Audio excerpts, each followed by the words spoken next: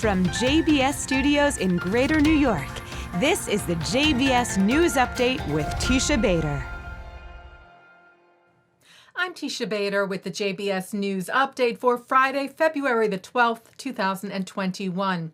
We open with some good news from Israel after vaccinating over 500,000 people with both doses of the Pfizer coronavirus vaccine. Israeli healthcare provider Maccabi said that only 544 people, or 0.1%, have been subsequently diagnosed with the virus, most suffering with mild symptoms, with 4 severe cases reported and no deaths, showing the vaccine's effectiveness rate at 93%.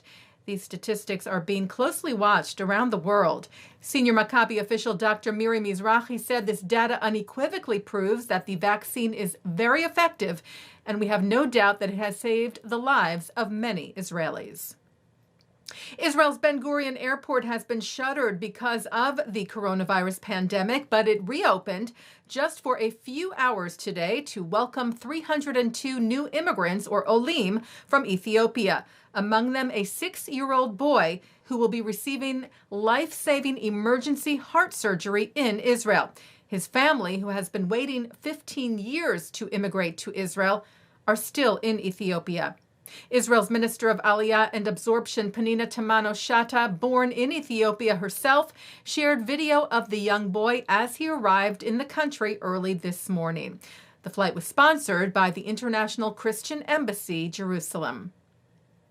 There have been reports questioning when U.S. President Joe Biden might call Israeli Prime Minister Benjamin Netanyahu, as Biden has begun calling world leaders since his inauguration 3 weeks ago. Yesterday, a reporter at the White House asked Press Secretary Jen Psaki when that phone call might take place.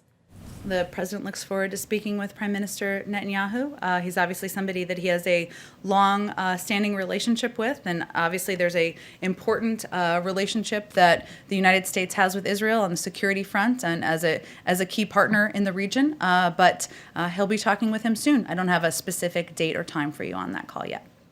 The Jewish News of London, citing the Shomrim Community Protection Group, reported that earlier this week, a woman on a bus in the city punched an 80-year-old Holocaust survivor and her rabbi's son in the head after telling them, "I hate you Jews." Passengers on the bus intervened and asked the driver to take the attacker to the police station, but he apparently refused. The Campaign Against Antisemitism said that Transport for London must explain why the bus driver took no action, and the assailant must quickly be identified and prosecuted to the full extent of the law. The American Zionist movement is launching the Herzl 125 initiative this weekend, marking important upcoming anniversaries, including this Sunday, the 125th anniversary of the publication by Theodor Herzl of Der Judenstaat, the Jewish State, on February the 14th of 1896. In which he outlined his vision for a modern Jewish state in the land of Israel. AZM's Richard Heidemann and Herbert Bloch wrote that Herzl's leadership and vision, combined with his perseverance, led to the gathering of world Jewry to form the Zionist movement that resulted in the fulfillment of his dream in 1948, when the State of Israel was established. 125 years later, as Zionism continues to connect the global Jewish community to our ancestral and modern homeland, we reaffirm our commitment to its principles as we move Zionism forward. Taking a look now at our programming for tonight on JBS for Friday, February the 12th. At 6 o'clock, it's live Shabbat services from New York City's Central Synagogue, followed by Shabbat services from the Hampton Synagogue.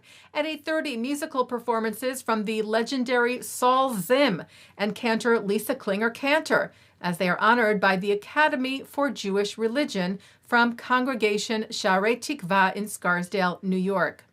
At 9, it's the film Deadly Honor, which examines the phenomenon of honor killings.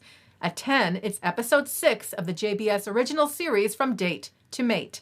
At 10:30, a replay of the Hampton Synagogue services, followed by a replay from Central Synagogue. And coming up next, a look at this week's Torah portion. And that's the JBS News Update for Friday, February the 12th, 2021. I'm Teisha Bader. Stay healthy, stay well, and Shabbat Shalom.